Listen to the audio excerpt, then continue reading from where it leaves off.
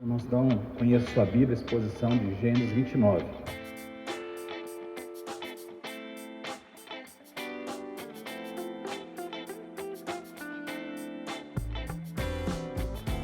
Jacó se pôs a caminho e foi à terra do povo do Oriente. Olhou, e eis um poço no campo e 3 rebanhos de ovelhas, deitados junto dele. Porque daquele poço davam de beber aos rebanhos. E havia uma grande pedra que tapava a boca do poço. Ajuntavam-se ali todos os rebanhos, os pastores removiam a pedra da boca do poço, davam de beber às ovelhas e tornavam a colocá-la no seu devido lugar. Jacó perguntou aos pastores: de onde vocês vêm, meus irmãos? Responderam: somos de Harã. Perguntou-lhes: vocês conhecem Labão, filho de Naor? Responderam: conhecemos. Jacó perguntou: ele vai bem? Eles responderam: sim, vai bem. Olhe, Raquel, a filha dele, vem vindo aí com as ovelhas. Então Jacó disse: é ainda pleno dia, não é tempo de recolher os rebanhos. Deem de beber as ovelhas e vão apacentá-las. Mas eles responderam: não podemos, enquanto não se ajuntarem todos os rebanhos, seja removida a pedra da boca do poço e demos de beber as ovelhas.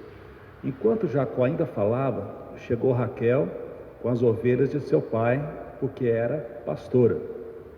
Quando Jacó viu Raquel, filha de Labão, irmão de sua mãe, e as ovelhas de Labão, aproximou-se, removeu a pedra da boca do poço e deu de beber ao rebanho de Labão, irmão de sua mãe.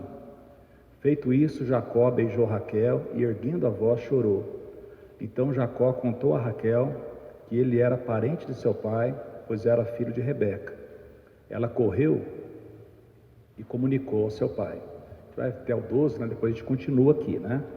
Mas a gente está vendo um fugitivo, né? Um homem, o Jacó, tudo aquilo que havia acontecido antes, né? Quando ele estava com um problema seríssimo com seu irmão, né? Porque ele havia sido abençoado, né? Como se fosse o primogênito, e embora ele cresce nessa legitimidade, porque antigamente ele tinha negociado lá com seu irmão o direito de primogenitura. O Esaú vinha do campo, né? Estão nos capítulos anteriores que estão aqui nós expusemos aqui no canal, né? YouTube conhece a sua fé, conhece a sua Bíblia. O fato foi que ele estava saindo de casa, ele era um sujeito muito caseiro, a cabeça dele estava a mil, e ele, obedecendo a orientação do seu pai, por conta da tensão com o seu irmão, ele parou, teve aquela experiência com Deus, porque quando ele se viu sozinho, Deus foi e deu a ele um sonho. Nesse sonho, ele via que tinha uma escada entre a terra e o céu. O que isso quer dizer? Que aquilo que acontece aqui na terra é conhecido no céu, existe um contato. Só que até então essa escada só era transitada o quê? Por anjos. Quando Jesus Cristo vier, que estabelece o quê? Uma maneira, né, onde fica claro e evidente que nós vamos ter acesso ao céu através do sacrifício de Jesus, né? Mas antes disso, né, a coisa está totalmente limitada, né, aos anjos, né, porque no céu nós só vamos entrar lá redimidos, né? Na realidade, eu creio firmemente que nós só temos uma possibilidade de chegar no céu exatamente porque nós não somos, né? Não fomos criados como anjo. Porque para anjo não existe o quê? Um perdão. Quando o anjo peca, né? Quando o anjo ele cai em pecado, para ele não existe o quê? Possibilidade de retenção. Às vezes as pessoas ficam perguntando: cadê Deus? Eu queria ter visto Deus e tudo. Pensa, os anjos viram tudo. E por que não tem perdão para eles? Eles já viram. Nós cá ainda não vemos. Então aqui nós nos convertemos, procuramos colocar nossa vida em ordem. Por quê? Porque nós cremos que as coisas irão acontecer do jeito que está escrito. Agora, quem teve acesso lá e não temeu e se rebelou contra Deus, para esses não tem o que? Salvação.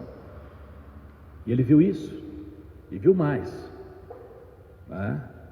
que Deus chegou e falou para ele todo errado: olha, eu sou o Deus de Abraão, seu pai, e o que eu prometi para ele eu vou cumprir. Como quem diz, não é porque você está torto desse jeito que eu mudei de ideia. Porque às vezes a gente é assim, você combina uma coisa com a pessoa, aí a pessoa vai pinar carroça, não sei o que, você vai o quê? Você combina. Uma coisa que tem que fazer parte da nossa vida é a gente ter uma linha. Tipo assim, a gente fez um contrato, nós temos que ser o quê? Fiéis naquilo que nós contratamos. A pessoa que honra a palavra que ela dá. Então, o Jacó não era nada disso. Aí fala assim, não, mas e por que Deus está com essa paciência toda com ele? Primeiro, que Deus é paciente. E segundo, que ele não tinha uma vantagem que nós temos aqui, ele não tinha a Bíblia. Nesse tempo, a comunicação de Deus era através de teofania. O que é a teofania? Ele aparecia, ele não era uma coisa escrita, não era alguém que falava, mas o próprio Deus, ele aparecia o quê? As pessoas. Essa mudança da maneira como Deus foi tratando, foi acontecendo ao longo dos séculos, porque a revelação de Deus ela é progressiva. Então, quanto foi que isso começou a mudar? Foi na época de Moisés. Foi na época que começou que a palavra escrita, numa pendenga lá dos irmãos de Moisés com ele. Aí Deus falou assim, escuta, se eu falar com alguém, eu falo com sonho, eu falo com profecia, mas com Moisés eu falo o quê? Face a face. Foi quando Deus instituiu o profetismo, a maneira que dos profetas, que falam e que trazem a palavra de Deus. Isso parece que Deus está falando mais, porque hoje nós temos a Bíblia, mas também você pode ver que é menos, porque antes ele pessoalmente aparecia, e agora parece que ele está o quê? Como que distanciando. Ele coloca seus emissários, ele dá a palavra, mas ele está distanciando. Por quê? Porque a questão não é a gente exigir a aparição de Deus, como tem gente que fala, não, só se Deus falar comigo pessoalmente. Eu falo, não, está aí a palavra. E se não crer na palavra, não vai. Essa questão da pessoa chegar, eu queria falar que tem um versículo na Bíblia aqui que pode mudar, porque Deus falou comigo. Não. Deus não contradiz Ele mesmo.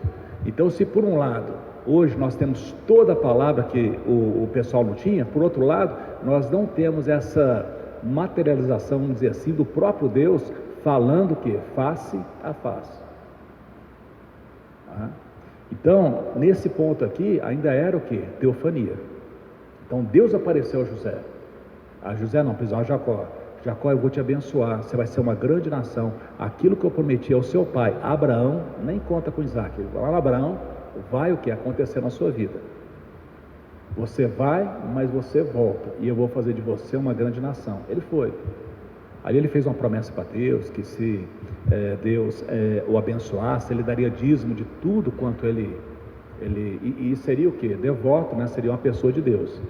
Então ele chegando lá, ele foi com o objetivo, fugir do irmão, mas também foi para arrumar casamento, porque o pai dele falou, você vai lá e arruma uma mulher de lá, não arruma daqui não, porque daqui tem que atrapalhar, seu irmão casou aí, e ele foi para lá.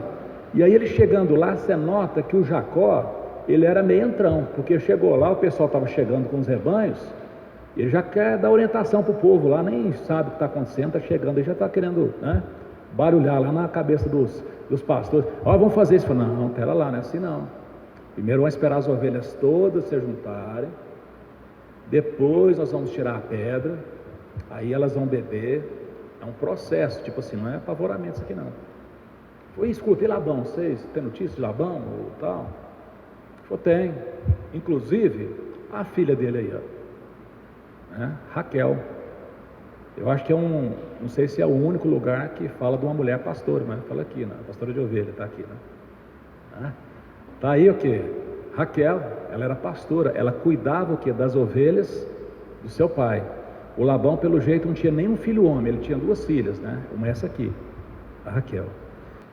Quando ele viu a Raquel, ele se colocou como um serviçal, ele foi lá, tirou a tampa do poço, deu água para o rebanho, aí contou para ela quem que ele era, Aí ele chorou, parece que ele teve uma catarse, assim, tanta emoção retida durante muito tempo, né?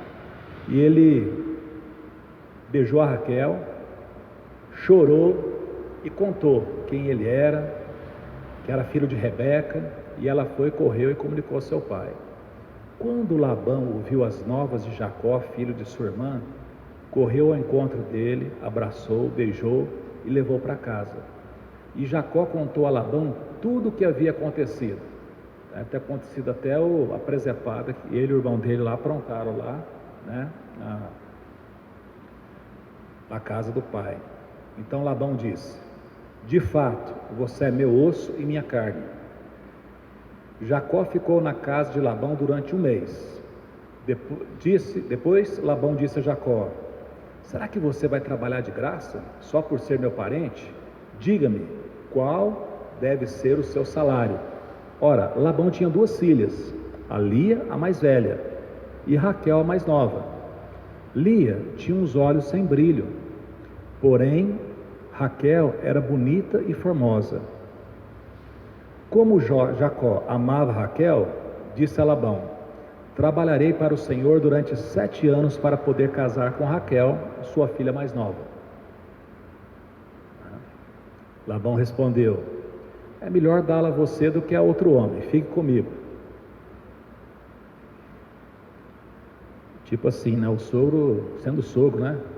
Dá uma olhada e vai, acho que não está tendo ninguém.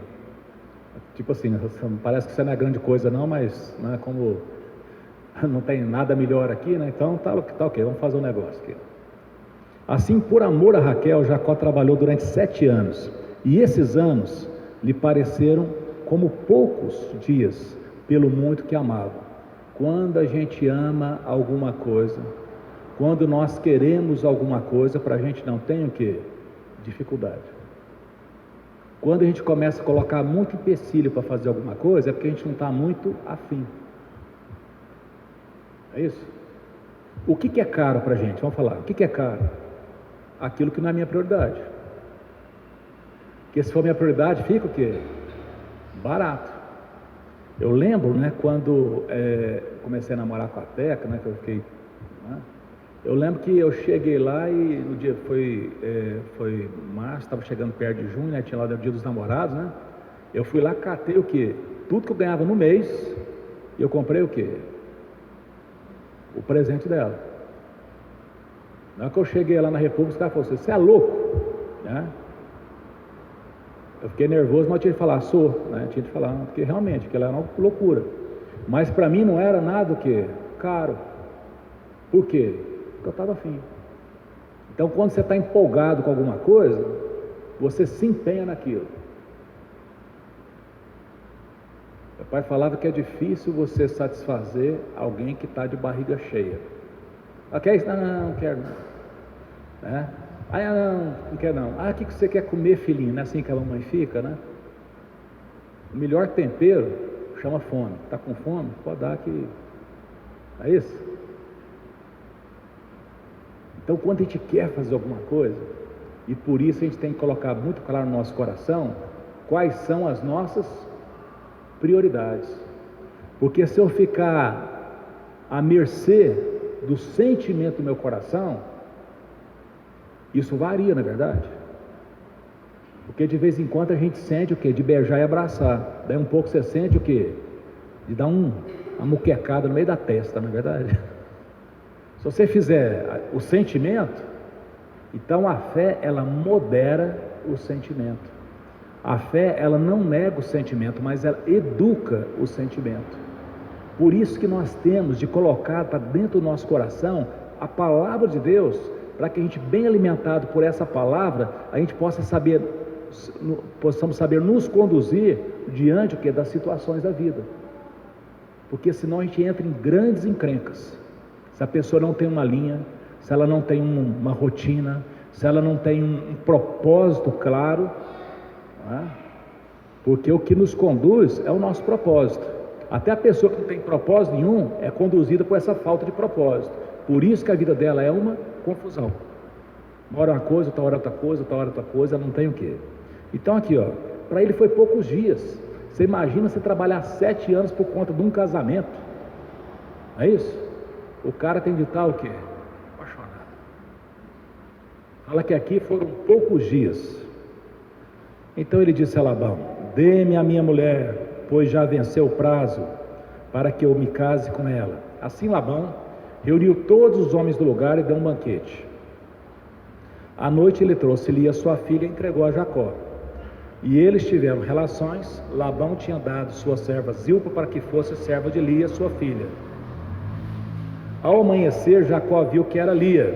Por isso disse a Labão: o que é isso que o Senhor fez comigo? Não é verdade que eu trabalhei por amor a Raquel? Por que então o Senhor me enganou? O que aconteceu? Muito provavelmente nesse banquete o Jacó que encheu a cara. Encheu a cara, tanto é que ele não viu, não percebeu. Você imagina que ele não devia ter bebido pouco não, que ele estava com a Lia. O que a bebida, quando a pessoa se embriaga, o que faz com a pessoa? A pessoa perde o senso de amplitude.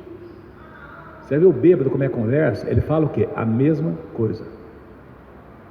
E não para de falar aquilo. Se ele é chato, ele fica chato com força. Se ele é daqueles que fica alegre, ele fica alegre com força. Por quê? Porque o embriagado, o que ele é? Ele é movido por uma coisa muito, muito restrita. Porque a bebida vai tirando o senso crítico da pessoa.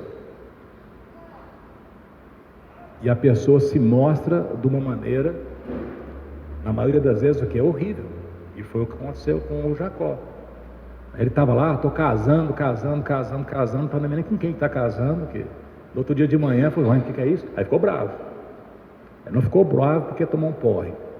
Ele ficou bravo porque alguém, aproveitando do porre dele, entregou Lia por Raquel, né? Gato por lebre, né? Aí Labão: em nossa terra não se costuma dar em casamento a mais nova antes da primogênita. Complete a semana de festa de casamento da primogênita, depois estaremos a você também a outra pelo trabalho de mais 7 anos, que você ainda me servirá. Pronto. O Jacó está começando colher o que tinha semeado lá atrás. Ele não enganava os outros? Pois é, achou. Todo esperto acha mais esperto que ele. Se a gente semeia esperteza, uma hora a gente vai colher o quê? Vai ter um mais esperto que a gente, né? O pessoal fala que o mundo é dos espertos, não é? O mundo pode ser, mas o céu não é não. O céu vai ser dos fiéis, não dos espertos, não é dos que enganam. Então aqui parece que Deus começa a dar um trato nele, e você olha do lado do Labão. O Labão parece assim: sabe uma coisa, eu vou resolver 100% dos meus problemas. Tem 2 filhas, preciso casar elas. Esse cara aqui, já trabalhou há 7 anos, trabalha direitinho, e casa com as 2. Eles tinham bigamia lá, tinha a situação lá, poligamia lá no Oriente, né? E arrumou um fulano lá para trabalhar, capaz, para ele, os 14 anos. Jacó fez o que Labão pediu e completou a semana da festa da primogênita. Depois Labão lhe deu por mulher sua filha Raquel. Labão tinha dado sua serva Bila para que fosse serva de Raquel, sua filha. Esse negócio de serva é escrava, né? A gente vai ver lá para frente como é que isso vai se dar. A gente pode notar que tem muita coisa aqui que nos assusta, mas a gente tem de lembrar que a revelação de Deus, ela é progressiva. Então, por exemplo, Deus é a favor da escravidão? Não, Ele é contra a escravidão. Mas ao contrário da gente, que nós queremos resolver as coisas tudo muito rapidamente, não é verdade? Porque quando a gente não gosta de uma coisa, a gente sai de voadora, de pontapé, né, de rabo de arraia, e quer fazer do jeitinho que a gente quer as coisas na hora, né? Isso não é uma boa estratégia. Se a gente for no médico, o médico descobre lá que a gente está com um tumor grande, por exemplo. O que é o ideal? É que não haja tumor. Não é por isso que você corre para a sala de cirurgia, abre e tira todo. Não, eles fazem um estudo. Como é que eles vão trabalhar para diminuir aquele tumor que faz mal para a pessoa? Qual que é o trabalho do médico? Matar o tumor sem matar o quê? A pessoa. E muitas vezes a gente mistura tudo. A gente tem de lutar contra aquilo que é mal, mas não lutar contra as pessoas. Então aqui você vê que Deus ele vai conduzindo as coisas dessa maneira, né? Então agora o Jacó tinha duas esposas, né? Raquel e Lia. Jacó teve relações também com Raquel. Ele amava mais Raquel do que Lia e continuou trabalhando para Labão durante mais 7 anos. Olha a bagunça que acontece lá.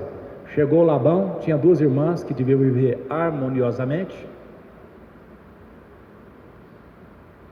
Aí a junção do esperto Jacó com o esperto Labão deu uma lambança, né? Porque ele casou com as duas e ele tinha preferência por uma, amava mais a Raquel, né, do que a Lia. Tem gente que fala que ele era analfabeto, porque ele amava Raquel e não Lia, né? Mas não, isso é brincadeira, né? Essa foi indecente, né? Essa foi muito ruim. Quando o Senhor viu que Lia era desprezada, fez com que ela fosse fecunda, ao passo que Raquel era estéril. Está vendo como é que Deus vai fazendo as coisas? Parece que ele vai fazendo uma questão de compensação. Ele fica olhando. Com quem que Deus tinha compromisso? Com Jacó. Mas nota que Deus não fazia o que Jacó queria que Deus fizesse. Deus estava conduzindo Jacó para que o Jacó fosse acertado no seu coração, segundo aquilo que é o propósito de Deus. Nota o seguinte, que às vezes a gente queria tanto que Deus fizesse tanta coisa para a gente, isso não é muito lá legal. O mais importante não é o que nós queremos, é o que Deus quer. É isso? É a pregação de domingo passado no livro de Daniel, capítulo 1, né? Então o Daniel, ele foi procurando se, ao invés de colocar para Deus condições, ele pegou aquilo que ele sabia que Deus queria e começou a trabalhar para conformar a vida dele naquilo que Deus queria. Você vê que o Jacó, ele ora nenhuma aqui, ele ora a Deus. Ele teve a experiência com Deus no deserto, e quando ele não ora, você pode ver que ele só vai arrumando confusão para a vida dele. Assim Lia ficou grávida, deu-nos um filho a quem deu o nome de Rúben, pois disse: o Senhor viu a minha aflição, por isso agora meu marido vai me amar. Ou seja, então neném, agora vai dar certo. Ela ficou grávida outra vez, deu à luz um filho e disse: o Senhor ouviu que eu era desprezada e me deu mais esse filho, e deu o nome nele de Simeão. Lia ficou grávida ainda outra vez e deu à luz um filho e disse: agora desta vez o meu marido se unirá mais a mim, porque lhe dei à luz 3 filhos, por isso deu o nome de Levi. Mais uma vez ela ficou grávida e deu à luz um filho, então disse: dessa vez louvarei ao Senhor, e por isso lhe deu o nome de Judá, e depois disso não teve mais filhos. Note que coisa interessante aqui. A Lia, ela não conhecia Deus. Ela sentia o desprezo do marido, porque o marido, numa situação, ela dividiu o marido com outra mulher, né? E ele tinha preferência pela outra, que era a irmã dela. Cada neném que ela tinha, ela falou assim: não, agora nós estamos juntinhos, não, agora ele me ama, agora vai dar certo. 3 vezes. E pelo jeito, não mudou nada na cabecinha do Jacó. Mas no 4º neném que ela ganhou, que foi o Judá, ela não falou do marido. Ela foi e se direcionou para quem? Para Deus. Agora eu vou louvar o quê? Ao Senhor. Parece que ela deixou de esperar do Jacó e ela conseguiu ter uma ligação que com o próprio Deus. Ela fala: agora eu vou louvar ao Senhor. Desta vez eu louvarei o Senhor. Da outra, desta vez meu marido se unirá mais a mim, porque dei à luz 3 filhos, né? Quando ela falou da outra vez, ó, Deus viu que eu era desprezada e me deu esse filho. Tipo assim, agora meu marido, tá vendo? Deus está comigo. Mas tudo que ela quer, ela está com esperança no Jacó, né? Então a primeira vez, olha, o Senhor viu Não, disse a primeira vez, né? A primeira vez que ela ficou grávida, né? O Senhor viu a minha aflição. Então ela falava de Deus, mas a esperança de realização que ela tinha era com o marido dela. E aqui tem uma lição muito grande para a gente aprender. Porque a realização na nossa vida, por mais que a gente possa dedicar, que a gente possa amar e ser amado, assim, nós não somos perfeitos, não é isso? Por exemplo, quando chega, por exemplo, no momento do casamento, que é feito aquelas declarações de amor e tudo lá assim, muitas coisas são ditas que depois, às vezes, não se sustentam. Eu lembro de um pastor falando, o Jeremias lá de Belo Horizonte, né? Porque ele é muito brincalhão, ele faz chorar, rir, ele tem um jeito só dele de pregar, né? E ele falando sobre casamento, e ele fala sobre casamento e falou assim: olha, tem aquele momento dos votos, e tem momento dos votos que o povo nem escuta, só quem está pertinho ali, um fala para o outro, né? O noivo fala para a noiva, né? E ele falou assim, tem casamento que parece que o cônjuge fala para o outro assim: olha, a partir de hoje eu vou fazer da sua vida um inferno, não vai ter um dia que você não vai chorar, porque é como se fosse o contrário, porque o que acontece não é o que é dito, mas é o que acontece. Porque uma coisa que a gente tem de aprender muito, né, na vida dois, é que a nossa missão nunca vai ser o quê? De achar o defeito do outro. Nossa coisa vai ser sempre de cobrir, não é isso? Eu fico vendo lá em casa, por exemplo, lá em casa nós nunca brigamos, eu até que nunca brigou, sabe? Lá teve comunhão intensa. Eu falo, não estão brigando, estão tendo comunhão intensa, né? Por quê? Porque ninguém vai saber mais dos meus defeitos do que quem vive comigo. E ninguém vai saber mais dos defeitos da minha esposa do que quem vive com ela. Agora note o quê? Que o casamento não foi ideia não foi ideia do homem. Foi ideia o quê? Do próprio Deus. Quem que falou que não era bom que o homem fosse só? Deus. Não partiu do Adão aquilo. Agora, qual que é o sentido disso? É de nós o quê? Nos ajudarmos. De nós o quê? Nos completarmos na fragilidade. Né? Por quê? Porque são dois caídos, dois pecadores que estão aqui juntos. Então, se não tiver a presença de Deus nisso, vai acontecer o que normalmente acontece, não vai virar. Ou se vai virar, o lugar que podia ser o lugar da maior felicidade vai ser o lugar o quê? Da amargura, do ressentimento, das cobranças. Por quê? Porque a presença de Deus é o que vai fazer nós nos acertarmos, nós nos ajudarmos, né, na nossa caminhada o quê? Juntos, sabe? Eu queria falar assim um testemunho, já que eu abri desse jeito, né? A gente falar da gente, né? Muitas vezes, né, meu pai me ajudava muito nisso, né? Porque muitas vezes, por exemplo, assim, eu saía, até que chegar e falava uma coisa assim, eu falei assim, não tem condição, falou isso, né? Aí meu pai falou, tá vendo o seu problema? Eu falei, meu? Seu. Eu falei, por quê? Porque se ao invés de escutar o que sua esposa está falando, você tinha de escutar o que ela está tentando dizer e não dá conta, por isso que ela está falando o que você está falando. Meu pai falou assim, nossa.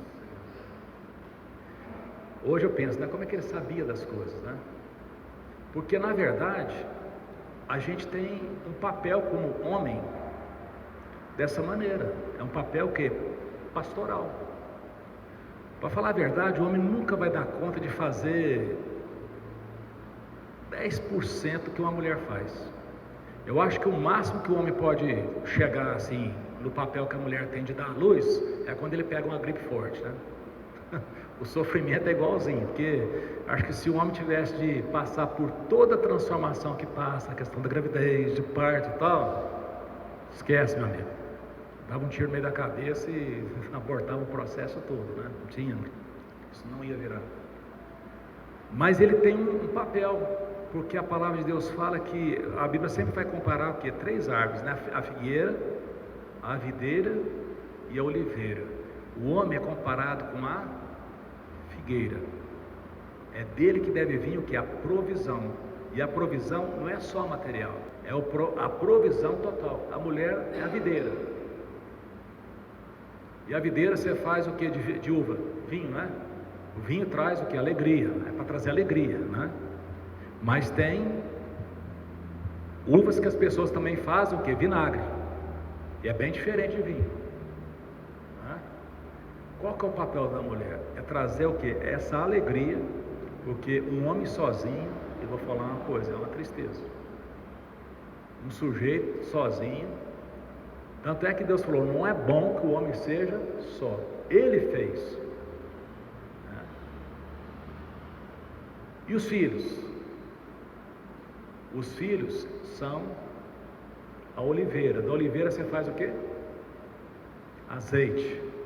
E o azeite, o óleo, você usa o quê? Para tirar os ruídos, né? Tá com um problema lá na engrenagem. Então, tipo, o pai e a mãe tá tendo. O que o filho tinha de fazer? Juntar.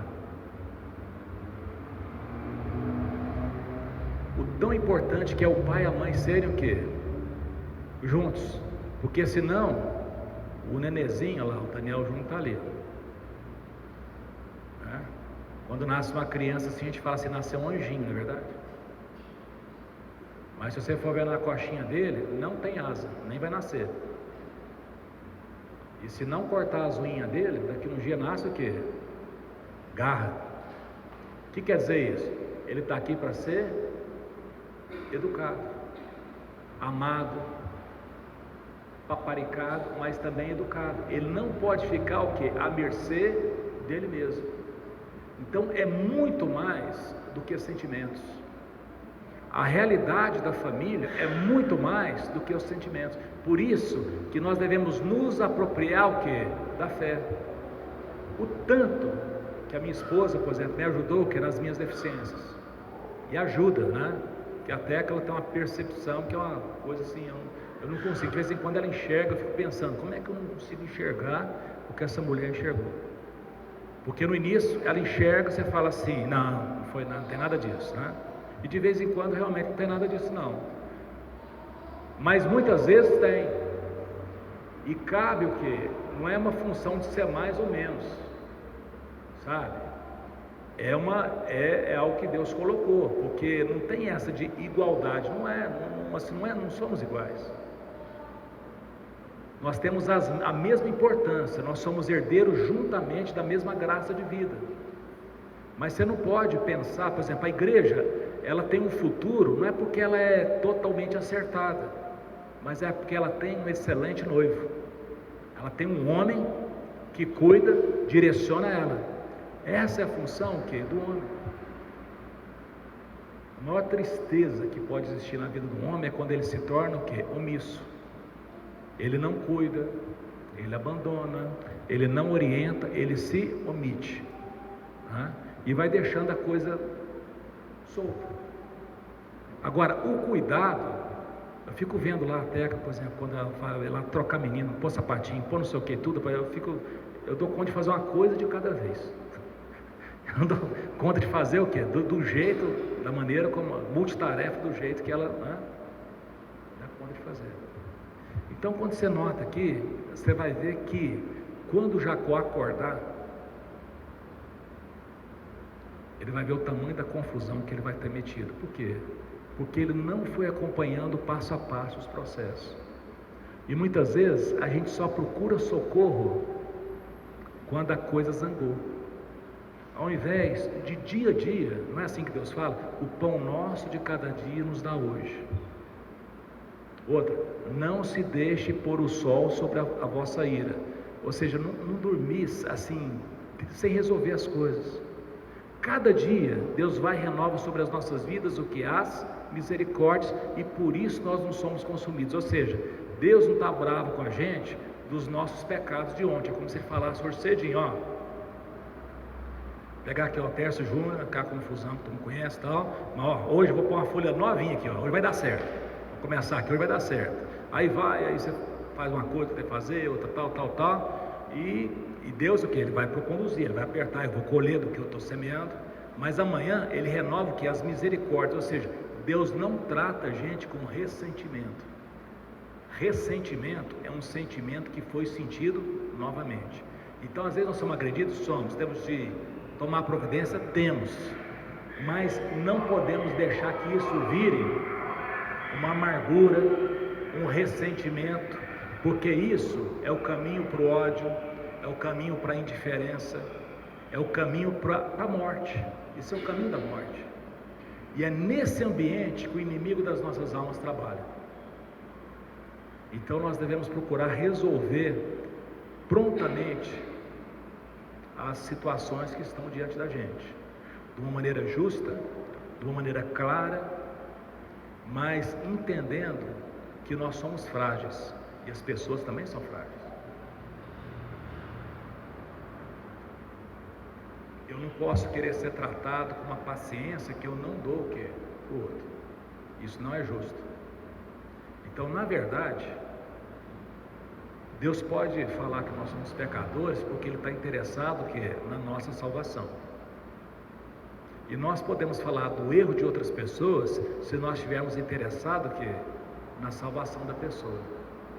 Agora, se tudo que nós estamos interessados, tipo assim, eu quero que o fulano mude, por quê? Não, porque está me enchendo a paciência. Não estou interessado nele, estou interessado em mim. Isso não é justo. E nem a pessoa vai mudar. Agora, se eu estou interessado, esse caminho que ele está traçando não é bom. Ainda bem que o problema está comigo, porque eu amo. Mas uma hora ele vai encontrar quem não ama e a coisa vai dar ruim. Então eu vou para cima no sentido de procurar o quê? Abrir os olhos, limpar os olhos da pessoa para que ela possa enxergar.